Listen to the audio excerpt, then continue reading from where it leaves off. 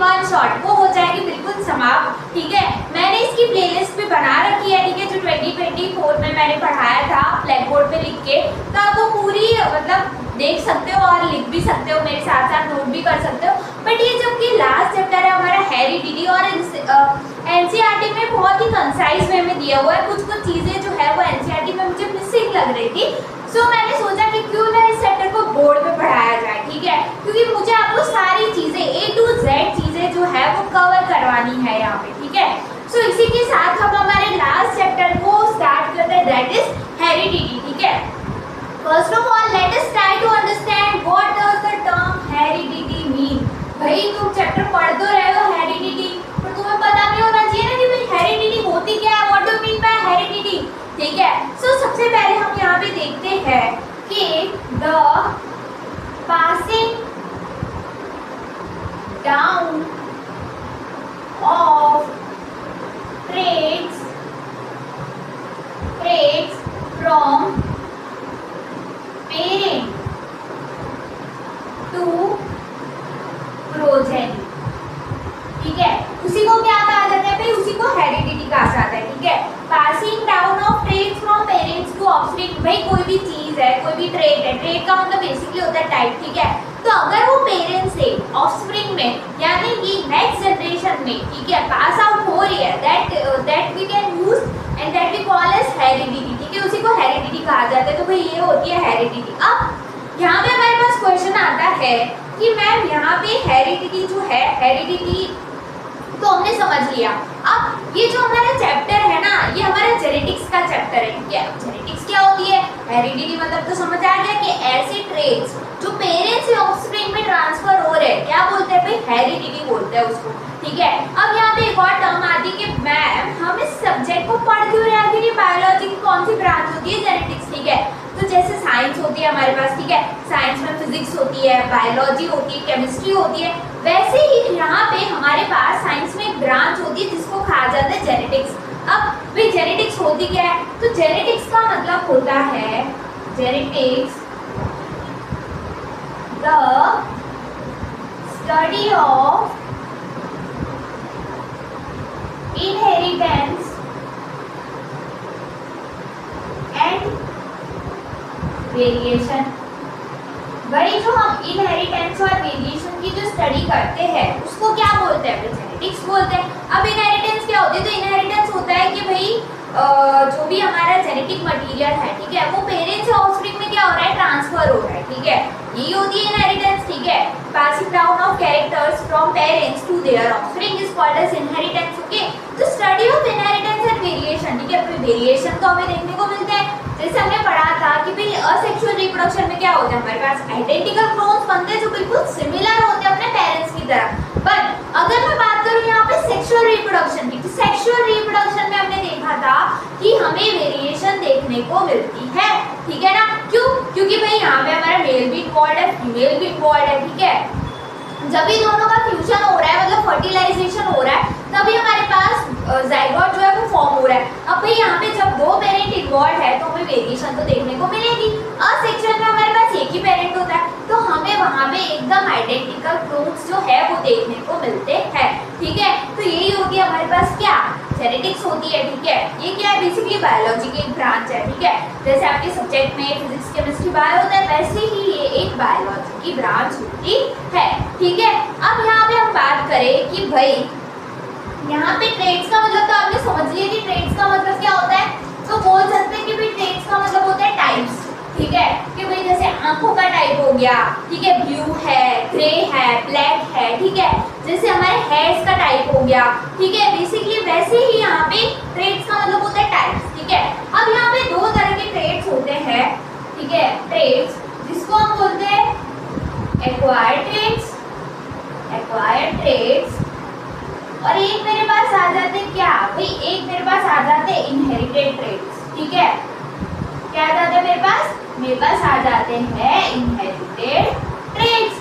अब तुम बोलोगे कि मैम ये दोनों चीज क्या है, ठीक है, भले भाई एक्वायर्ड ट्रेट्स क्या होता है, इनहेरिटेड ट्रेट्स क्या होते हैं। ठीक है, सो एक्वायर्ड ट्रेट्स का मतलब होता है विच वी एक्वायर ड्यूरिंग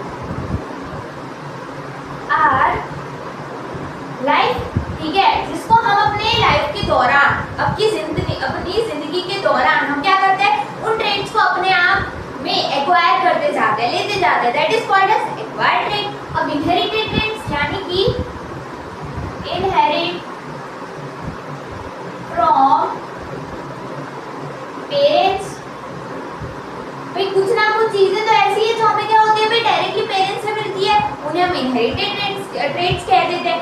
कुछ ना कुछ चीजें जो होती है वो हमारी लाइफ के दौरान, हमारी लाइफ की ड्यूरेशन के वक्त हम क्या करते जाते हैं, एक्वायर करते जाते हैं, उसको क्या बोलते हैं, एक्वायर्ड ट्रेड बोलते हैं। अब एक्वायर्ड ट्रेड का एग्जांपल आता है, एग्जांपल इज, ठीक है, इसका भी एग्जांपल, एक्वायर्ड ट्रेड का एग्जांपल मेरे पास आ जाता है कि जैसे मेरी जिंदगी में, ठीक है, हम क्या कर रहे हैं, जैसे कि लेट्स सपोज बेसिकली जो मेरे फादर एंड मदर है, ठीक है, उसमें से मेरे फादर को बहुत अच्छा वायलिन बजाना आता था, ठीक है।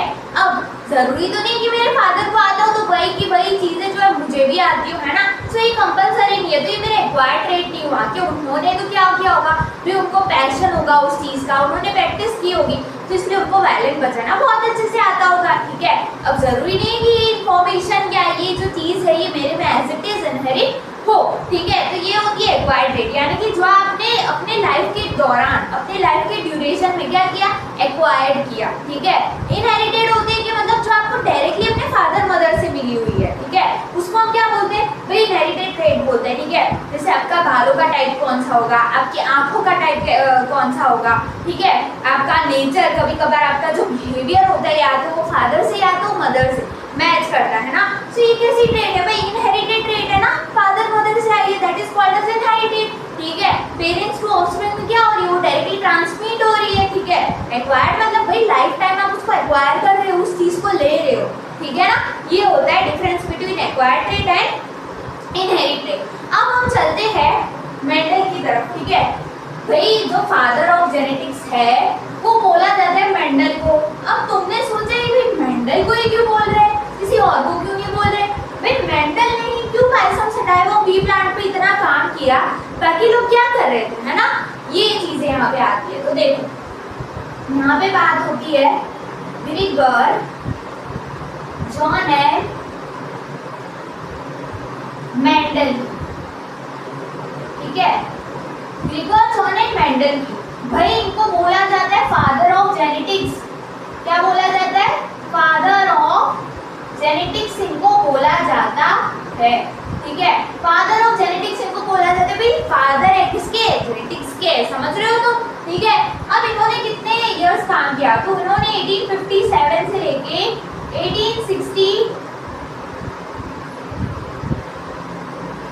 1864 तक काम किया, ठीक है,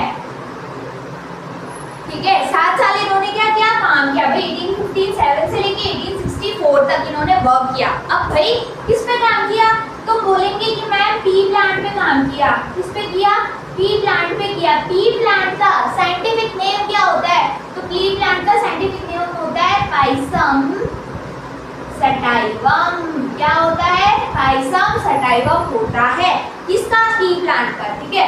अब तुम बोलोगे मैम ये हम समझ गए कि इनको फादर ऑफ जेनेटिक्स कहा जाता है, ठीक है। 1857 1864 7 साल इन्होंने पी प्लांट पे काम किया, ठीक है। इनका जो बेसिकली इनका बर्थ है ये ऑस्ट्रिया में हुआ था, ठीक है। कब हुआ था, तो 18 जुलाई को हुआ था इनका बर्थ, ठीक है, 1822, ठीक है। बेसिकली इन्होंने 21 इयर्स की एज में क्या ले लिया, इन्होंने मोनेस्ट्री ज्वाइन कर दी, और eight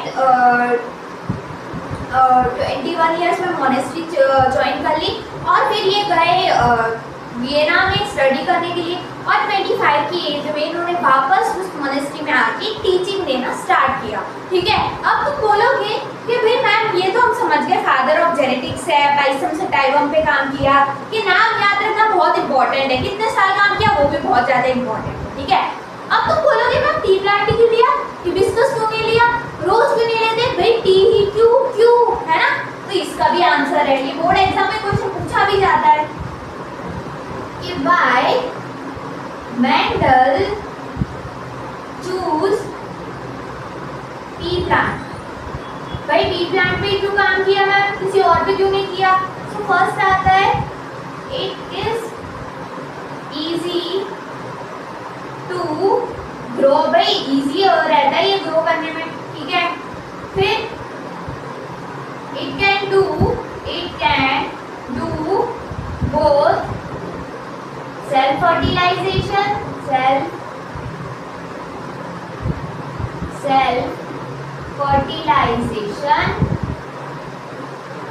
as well as cross fertilisation. भाई दोनों ही चीज करने में क्या है, इस सेक्शन में सेल्फ भी कर सकता है क्रॉस भी कर सकता है, उसकी मर्जी है, ठीक है। It has short life span, इसलिए हम इसको एनुअल प्लांट भी कहते हैं, एनुअल प्लांट, ठीक है। फिर आता है it produce more number of progeny. भाई इतने रीजंस थे कि आपको एग्जाम में क्वेश्चन भी आते थे भाई मेंटल चूज पी प्लांट पे, पी का ही क्यों चूज किया, आप चाहते तो हिबिस्कस का भी कर सकते थे, रोज का भी कर सकते थे, पी प्लांट को ही क्यों लिया। तो it is easy to grow, भाई इजी रहता है ग्रो करने में, आप लेबोरेटरी में भी ग्रो कर सकते हो, छोटा सा गार्डन एरिया उधर भी ग्रो कर सकते हो, ये दोनों ही कर सकते हैं। सेल्फ पॉलिनेशन सेल्फ फर्टिलाइजेशन भी कर सकते हैं, क्रॉस फर्टिलाइजेशन भी कर सकता है। इसका जो लाइफ स्पैन है वो शॉर्ट होता है, एनुअल प्लांट भी इसको कहते हैं, और ये मोर नंबर ऑफ प्रोजेनी जो है वो भी प्रोड्यूस कर सकता है, जिससे वो बहुत ही ज्यादा उसको डिटेलिंग उसके एक्सपेरिमेंट कर सके, सब कुछ पता लगा पा सके, ठीक है। सो ये हमने क्या देखे भाई रीजंस देखे कि मैं ये पी प्लांट को क्यों चूज किया और प्लांट्स को क्यों चूज नहीं किया, ठीक है। अब देखो यहाँ पे मैं तुम्हें बोलना चाहूंगी कि भाई कुछ मोटिवेशन बोलते हैं, ठीक है ना, कब से तुम पढ़ रहे हो, ये चैप्टर है इतना सा, कितना ही मतलब करेंगे, ठीक है। सो देखो अगर तुम यहाँ पे डिमोटिवेट हो रहे हो, मुझे पता है, आई नो क्या बोर्ड के एग्जाम्स जो है फरवरी में आ रहे हैं, ठीक है। ऑलमोस्ट हम ले सकते हैं कि भाई 6 मंथ्स जो है वो तो ऑलरेडी बीत चुके हैं, ठीक है। 6 और 7 मंथ्स अगर हम ले तो वो तो ऑलरेडी चले गए हैं, ठीक है। सो अब आपको लग रहा होगा डर, ठीक है। तो अब मैं यहाँ पे आपको बोलना चाहूँगी कि भाई डरने की बात नहीं है, क्योंकि आप अकेले इस एग्जाम को नहीं देने वाले हैं ना, बहुत सारे बच्चे लाखों में स्टूडेंट्स होंगे जो बोर्ड एग्जाम को देने के लिए बैठेंगे। डर सबको लग रहा है बेटा, है ना, सबको डर लग रहा है इस वक्त कि भाई किसी का ये नहीं हुआ, किसी का वो नहीं हुआ, सिलेबस यहाँ से, मैम यहाँ से पढ़े क्या करें, है ना, डर सबको लग रहा है, टेंशन सबको हो रही है, ठीक है। आप अकेले नहीं है, सबको हो रही है ना, टेंशन सबको है कि भाई अच्छी कॉलेज चाहिए, अच्छा हमें बेसिकली अच्छे मार्क्स चाहिए, पेरेंट्स को खुश करना है ना, और ज़रूरी भी है भाई, है ना। तो ये सब कुछ हो रहा होगा, but let me tell you guys, consistency, अगर आप कंसिस्टेंटली पढ़ाई करेंगे देन कंसिस्टेंटली जो है कंसिस्टेंटली जो है can be more and more of intelligence, ठीक है। बहुत ही ज़्यादा अगर कोई होशियार बच्चा है, बहुत ही इंटेलिजेंट है, तो उसके सामने भी अगर आपको लड़ना है ना, तो आप कंसिस्टेंसी से लड़ सकते हो, ठीक है। ओके, तो ये हम बोल सकते हैं, ठीक। फिर आपको जो है खुद पे बहुत ही ज़्यादा भरोसा रखना है, भाई ट्रस्ट रखना है, बिलीव, है ना, कि भाई हो सकता है, हम सब भी कर सकते हैं। ऐसा नहीं होता कि भाई कोई बच्चा है जिसने 8th में या 9th में उसके 80% नहीं आ पाए, तो वो बैठ के नहीं मान सकते कि भाई मेरे 10th में 90 भी नहीं आ सकते, बेटा आ सकते हैं ना, सबके आ सकते हैं। बट कंसिस्टेंसी से यहाँ पे आपको पढ़ाई करनी होती है, बिलीव रखो अपने आप पे, जो भी टीचर बोल रहा है वो करो, रेगुलर लेक्चर्स अटेंड करो, ठीक है। एंड बी डेफिनेटली श्योर कि आप जो है 100% रिजल्ट लेके जाए, ठीक है। सो ये था आज का मोटिवेशन। अब तो आपको मोटिवेशन की लाइन भी सुना दी, ठीक है। यहाँ पे ये चीज़ हमारी डन भी हो गई कि why Mendel choose pea plant. अब थोड़ा सा आगे बढ़ते हैं, ठीक है।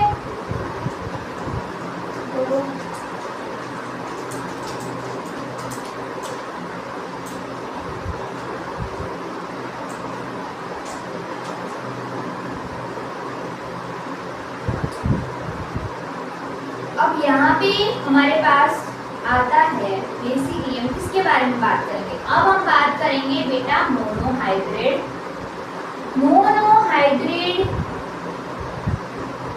क्रॉस के बारे में, ठीक है। अब भाई मोनो हाइब्रिड, मोनो का मतलब होता है एक, तो यहाँ पे हमें एक ही कैरेक्टर को चूज करना है, वो एक कैरेक्टर जो है हम ले लेते हैं यहाँ पे हाइट, ठीक है। तो हमारे पास दो वेरिएंट्स है, कैपिटल टी स्मॉल टी, ठीक है। अब मैं क्या करूँगी, गेमिंग्स बनाऊंगी सबसे पहले, तो यहाँ से आएगा कैपिटल टी, यहाँ से आएगा स्मॉल टी, ठीक है। गेमिंग बन गया मेरे पास capital T small T.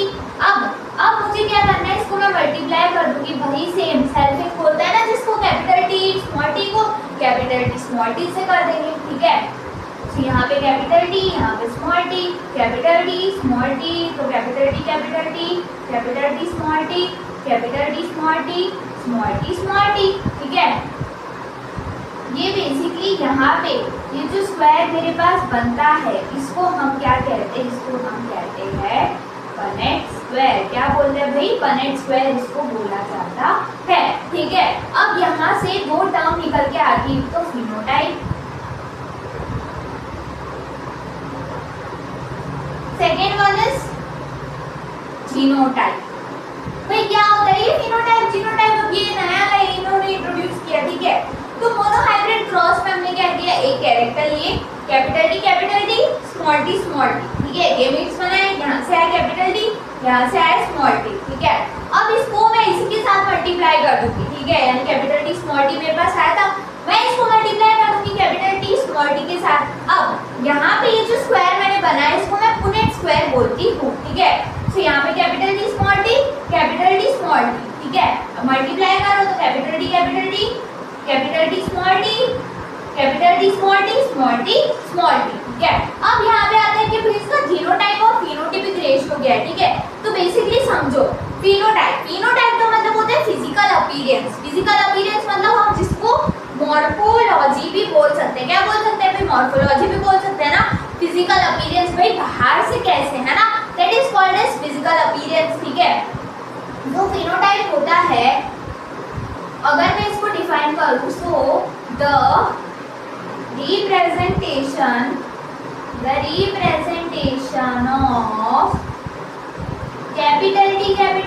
capital T small t and small t is called phenotype। भाई फिजिकल अपीयरेंस हुआ ना, यहाँ से मुझे क्या पता चला कि भाई कैपिटल टी है, तो प्लांट जो है वो मेरा कैसा होगा भाई, मेरा टॉल होगा। कैपिटल टी स्मॉल टी है, कैसा होगा भाई, टॉल होगा। कैपिटल टी स्मॉल टी है, कैसा होगा, टॉल होगा। बस स्मॉल टी है, तभी मेरा क्या होगा, ड्वार्फ होगा, ठीक है। तो ये होता है फिनोटाइप मतलब फिजिकल अपीयरेंस। तो यहाँ से इसका रेशियो मैं देखूँ तो ये मेरे पास आता है, 3 मेरे टॉल बनेंगे और 1 मेरा ड्रॉ बनेगा, यानी कि फिनोटाइपिक रेशियो इज 3:1, ठीक है। ये होता है जीनोटाइप की अगर मैं बात करूं, बेसिकली जीनोटाइप जीन्स, आप समझ रहे हो ना, नाम से ही पता चल रहा है जिसमें जीन्स है, ठीक है। वो क्या होता है, जीनोटाइपिक रेशियो। तो फिनोटाइपिक रेशियो आ जाते हैं 3:1, जीनोटाइप की रेशियो करूं मैं तो 1:2:1, ये क्या आता है भाई, जीनोटाइपिक रेशियो आ जाता है, ठीक है। अब यहाँ पे दो टर्म और आती है, that is homozygous and we have heterozygous, ठीक है। अब भाई मैम ये क्या हो गई, ये दो टर्म आपने वहां ला दी पहले, genotype phenotype, homozygous heterozygous.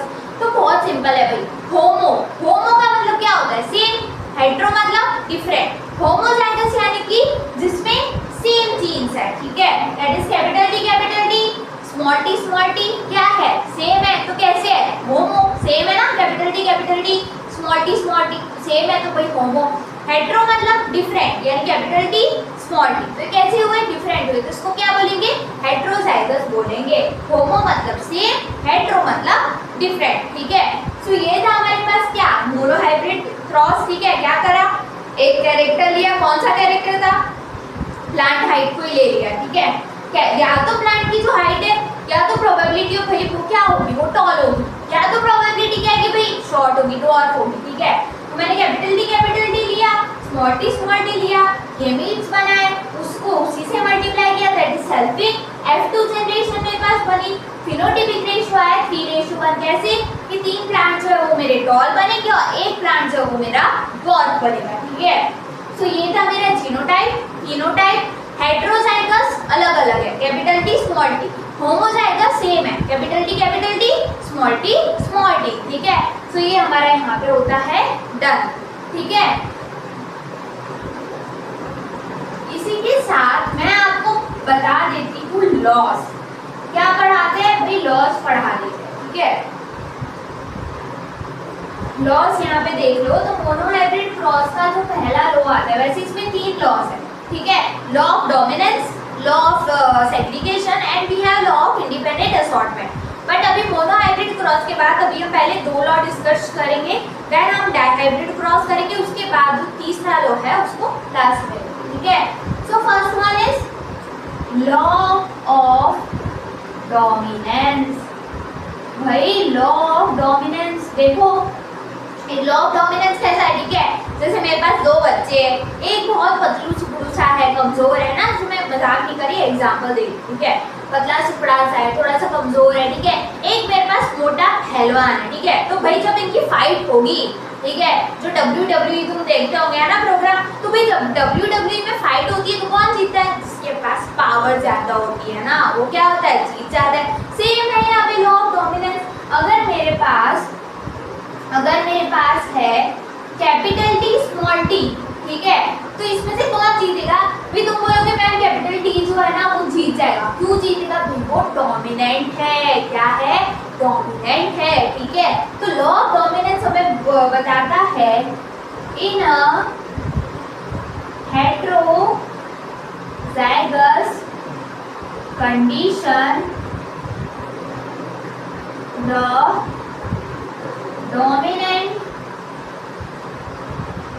gene will express, जो डोमिनेंट जीन है वो क्या करेगा, एक्सप्रेस करेगा, जिस कैपिटल टी स्मॉल टी, तो यहाँ पे कैपिटल टी है वो क्या कर रहा है, डोमिनेट कर रहा है ना।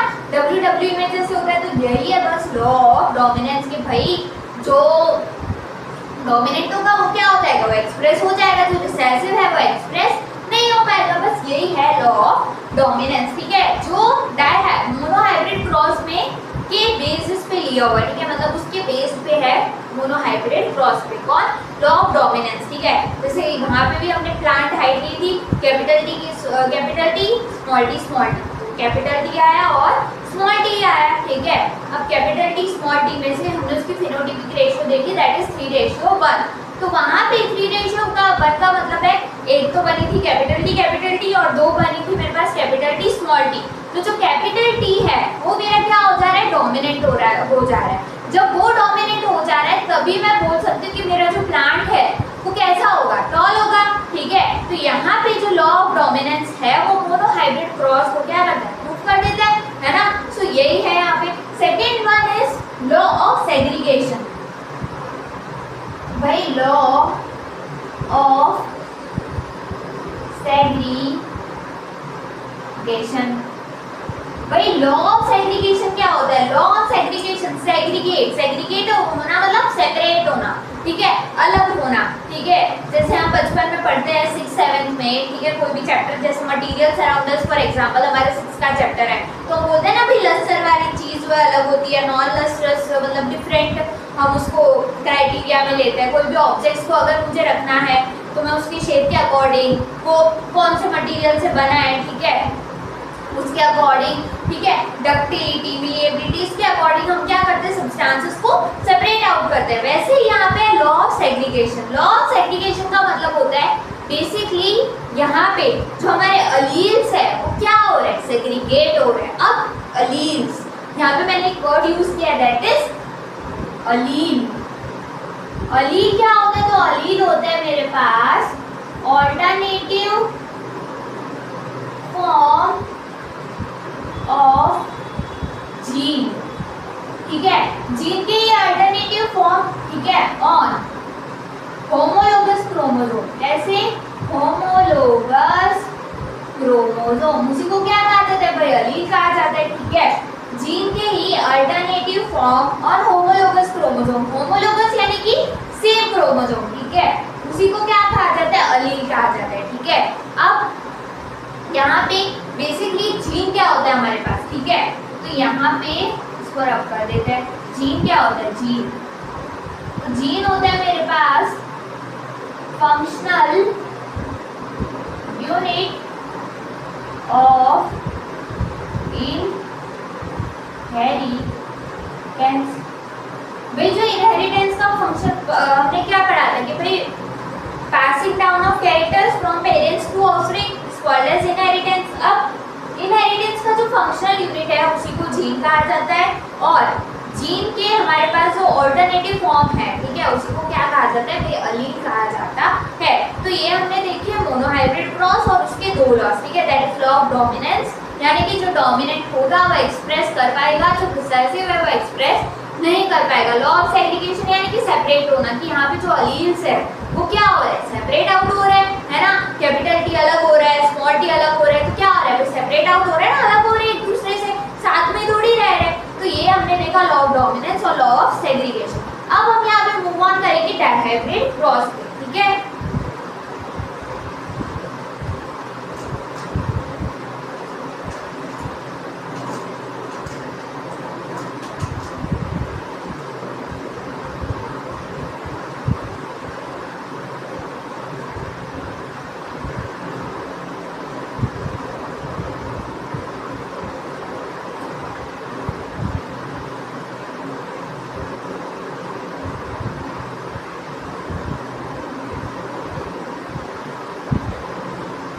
डायहाइब्रिड क्रॉस क्या होता है, तो डायहाइब्रिड क्रॉस सिंपल, मोनो मतलब एक कैरेक्टर की स्टडी, उसको बोल दिया हमने मोनोहाइब्रिड क्रॉस, ठीक है। डायहाइब्रिड क्रॉस मतलब जहाँ पे हम दो कैरेक्टर्स की स्टडी कर रहे हैं, ठीक है, जैसे capital R capital Y multiply small R small Y small Y. अब हमने राउंड रिंकल है ना, बेसिकली कैपिटल आर जो है वो मेरा राउंड येलो और ये रिंकल ग्रीन, ठीक है, राउंड येलो और ये रिंकल ग्रीन, ठीक है। तो यहाँ से मेरे पास क्या आ जा रहा है, यहाँ से आ जा रहा है capital R capital Y small Y, ये मेरे पास गैमीट बन गया, ठीक है। अब हम इसको क्या करेंगे, इसके साथ मल्टीप्लाई कर दो, capital R capital Y small Y, इसी से हम क्या कर देंगे, मल्टीप्लाई कर देंगे, ठीक है। तो यहाँ पे बेसिकली इससे इसको कर देंगे मल्टीप्लाई, तो यहाँ पे कैपिटल आर कैपिटल यहाँ पे हमारे पास क्या आ जाएगा, capital R capital Y small Y capital R small R capital Y small Y, ठीक है। तो उसके साथ मल्टीप्लाई कर दो, कैपिटल स्मॉल कैपिटल स्मॉल, ठीक है। अब यहाँ पे भी सेम थी, capital R small R capital Y small Y, तो आर वाई यहाँ पे बनेगा capital R capital Y small Y, यहाँ पे कैपिटल आर कैपिटल वाई, और यहाँ पे capital R capital Y small Y, same capital R capital Y small Y, capital R small Y capital R capital Y small Y, capital R small Y small Y, capital R capital Y capital R small capital Y small Y, capital R small capital Y capital R small capital Y small Y, capital R small capital Y small Y, capital R small Y small Y, capital R small capital Y small Y, capital R small Y small Y, ठीक है। सो ये मेरे पास क्या है, ये मेरे पास आया F2 generation, basically ये मेरा है पनेट स्क्वायर, ठीक है। ये जो है ये बोर्ड एग्जाम में पूछा जाता है dihybrid cross, so it is very important, और ये कुछ इतना हार्ड नहीं है, आप इसको 2 टाइम्स 3 टाइम्स रिपीट करेंगे तो आपको भी ये बनाना बिना देखे आ जाएगा, ठीक है। कुछ उतना हार्ड ये मेरे पास नहीं होता है, मेल और फीमेल है, ठीक है। अब इसका PR मेरे पास क्या आता है, ठीक है, PR यानी कि फेनोटाइपिक रेशियो, तो इसका फेनोटाइपिक रेशियो निकल के आता है 9:3:3:1, ठीक ठीक है। 9:3:3:1 इसका फिनोटिपिक रेशियो निकल के आता है। जीनोटिपिक रेशियो की अगर मैं बात करूं तो 2:4:2:1 ये मेरे पास जीनोटिपिक रेशियो निकल के आता है। तो फिनोटिपिक रेशियो क्या हुआ 9:3:1, जीनोटिपिक रेशियो 2:4:2:1, ठीक है। अब फिर से समझते हैं। डायहाइब्रिड क्रॉस दो कैरेक्टर्स है, कौन कौन से? राउंड रिंकल, राउंड येलो और ग्रीन रिंकल, ठीक है। राउंड येलो और ग्रीन रिंकल, ठीक है। अब ये बने capital R capital Y into small R small Y. ये मीन्स है यहाँ पे कैपिटल आर स्मॉल वाई, उसी के साथ इसको मल्टीप्लाई करके क्या कराए? सैंपलिंग करवाए। फिर क्या है हमारे पास यहाँ पे F2 generation, phenotypic ratio, genotypic ratio, ठीक है। बहुत ही जरूरी है फिनोटाइप जीनोटाइप आपको याद रखना, क्योंकि एग्जाम में पूछे जाता है, ठीक है। और ये डायहाइब्रिड क्रॉस भी पता चला आपको पूरा ही पूछ लिया, ठीक है। सो एग्जाम में पूछा जाता है तो आपको याद रखना है फिनोटिपिक रेशियो 9:3:3:1, जीनोटिपिक रेशियो 2:4:2:1। अब इस लॉ पे बेस्ड है हमारे पास third law, that is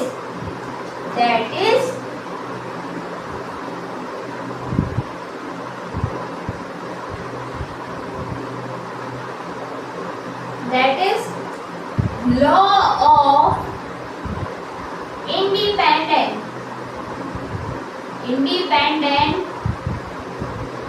assortment।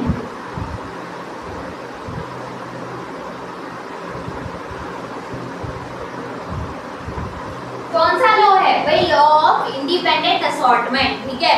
जैसे तुम्हें बोलते हैं ना कि भाई थोड़ा इंडिपेंडेंट रहा करो, है ना।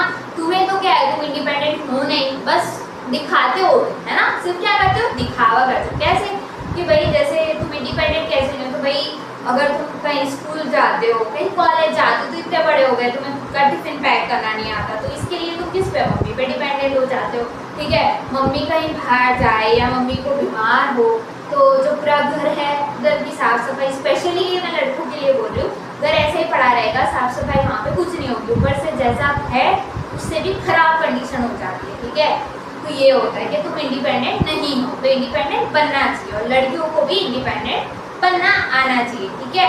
ये मैंने यहाँ पे बात बताई। तो इस लॉ में भी लॉ ऑफ इंडिपेंडेंट असॉर्टमेंट, ये यहाँ पे इंडिपेंडेंट असॉर्टमेंट मतलब यहाँ पे जो मेरे पास जीन्स थे, तो मेरे पास अलील्स थे, कैपिटल आर कैपिटल वाई, ये क्या करेंगे? ये इंडिपेंडेंटली असॉर्ट करेंगे, यानी इंडिपेंडेंटली करेंगे, ठीक है। उसी के बेस पे हम इसको क्या बोलते हैं? लॉ ऑफ इंडिपेंडेंट असॉर्टमेंट, कि वो इंडिपेंडेंटली उनके जो स्पेसिफिक जीन है बॉडी में उनको जो कंट्रोल करना है, ठीक है, तो उसके लिए वो जीन जो है वो उसको कंट्रोल करेगा, इंडिपेंडेंटली को असॉर्ट करेगा, ठीक है। That is called as law of independent assortment, ठीक है।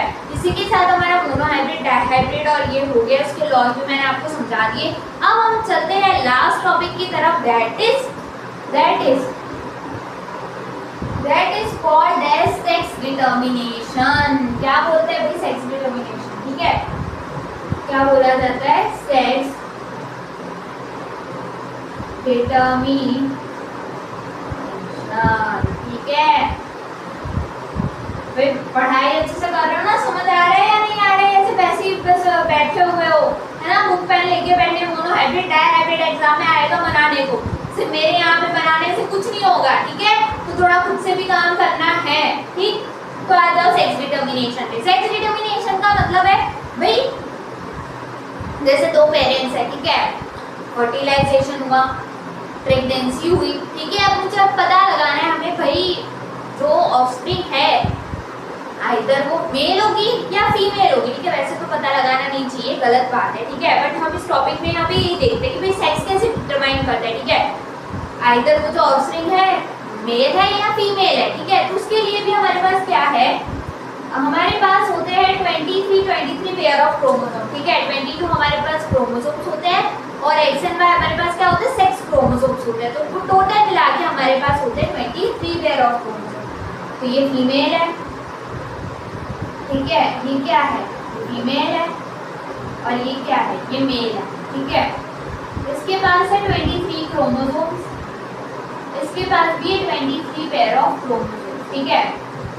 अब यहाँ पे फ्यूजन हुआ, ठीक है। जायगोट बनेगा।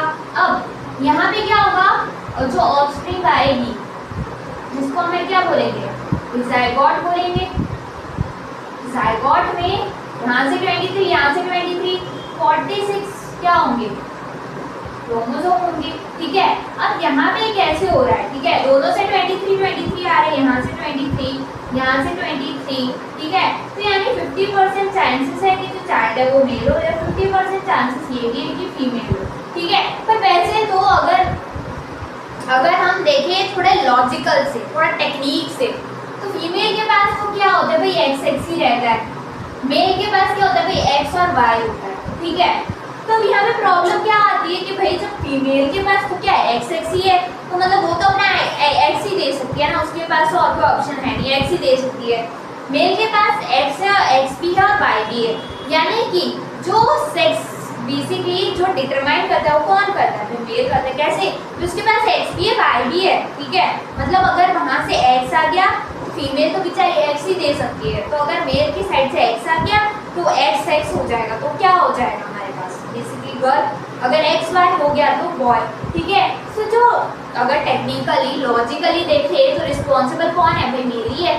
फीमेल के पास तो भाई एक्स ही तो है, तो क्या ही दे पाएगी। ठीक है, तो अगर यहाँ पे आ जाता है एक्स एक्स तो फीमेल, एक्स वाई तो मेल। ठीक है, तो ये हमारे पास होता है कि भाई 50, वैसे तो अगर क्रोमोसोम के अकॉर्डिंग देखो तो भाई 50-50 आप बोल सकते हो कि भाई 50% दोनों का रेशियो, कि भाई मेल भी हो सकती है फीमेल भी हो सकती है, बट अगर लॉजिकली टेक्निकली वाइज देखें तो भाई रिस्पॉन्सिबल जो है वो मेल है। ठीक है, कि जो चाइल्ड है वो मतलब बेबी गर्ल है या बेबी बॉय है। ठीक है, तो यही है हमारे पास last topic, that is sex determination. I hope मैंने आपको हर टॉपिक, हर कंसेप्ट को अच्छे से समझाने की कोशिश की होगी। ठीक है, आपको वीडियो कैसा लगा वो मुझे कमेंट सेक्शन में ज़रूर बताना, और अगर आपकी कोई क्वेरी है तो प्लीज़ वो भी मुझे कमेंट सेक्शन में बता देना। और इसी के साथ हमारी क्लास 10 की बायोलॉजी होती है यहाँ पे डन। हम अब इसके बाद हम आपके लिए लेके आएंगे one shot video. Okay, so please don't forget to like, share and subscribe my channel. ठीक है, प्लीज स्टडी वेल। ओके, और अपने फादर मदर का नाम जो है वो रोशन कीजिए। ठीक है, और पढ़ते रहिए और बोर्ड एग्जाम में फोड़ के आइए। ठीक है, with this we are done with our chapter. Thank you everyone, thank you.